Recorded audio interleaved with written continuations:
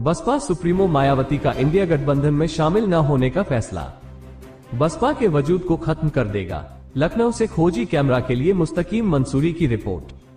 देश का जागरूक दलित मतदाता बाबा साहब के संविधान को बचाने के लिए क्या आगे आएगा, यह अपने आप में एक बड़ा सवाल है।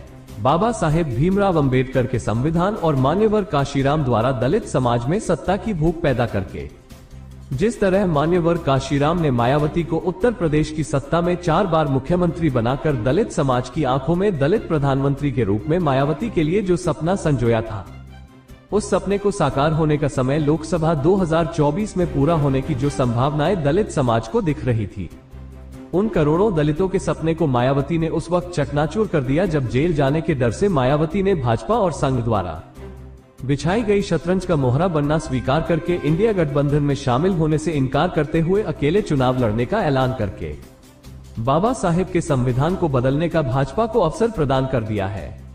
राजनीतिक पंडितों का मानना है, अगर मायावती इंडिया गठबंधन में शामिल होकर संविधान और लोकतंत्र को बचाने का संकल्प लेती तो शायद इस बार देश को मायावती की शक्ल में दलित प्रधानमंत्री मिलने के अवसर बन रहे थे।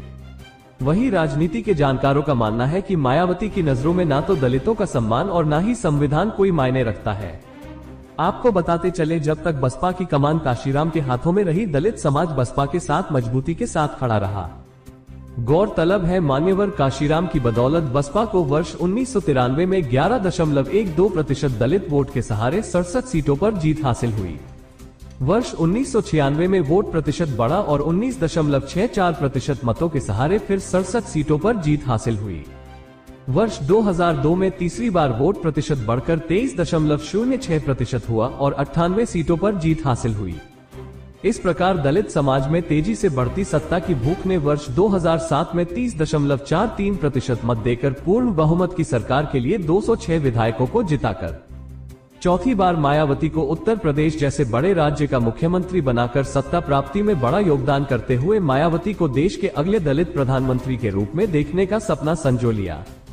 परंतु पूर्ण बहुमत की सत्ता प्राप्त होते ही मायावती काशीराम के मिशन से भटककर अहंकारी हो गई।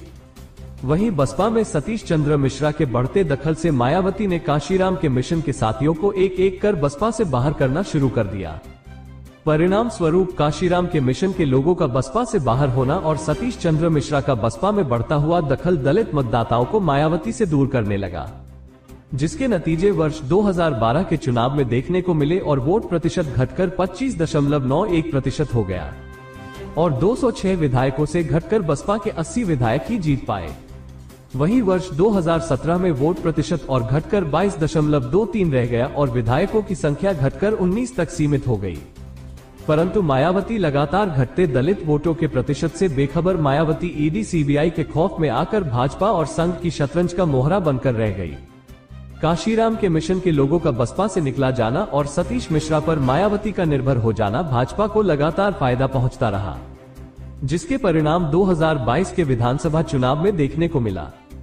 बसपा का वोट प्रतिशत घटकर 12.88 पर पहुंच गया और केवल एक ही विधायक बसपा का जीत पाया, वह भी अपने प्रभाव के कारण। इस तरह सत्ता के शिखर से शून्य पर पहुंच चुकी बसपा सुप्रीमो मायावती अगर काशीराम के मिशन पर वापस नहीं लौटी तो लोकसभा चुनाव 2024 में मायावती का बचा हुआ 12.88% वोट में से अगर 5 या 6% दलित मायावती से खिसककर अगर भाजपा के साथ चला गया और लगातार भाजपा तीसरी बार सत्ता में वापसी करती है और संविधान बदल जाता है, तो बाबा साहब के संविधान को बदलने और काशीराम के मिशन को कुचलने का श्रेय मायावती को ही जाएगा।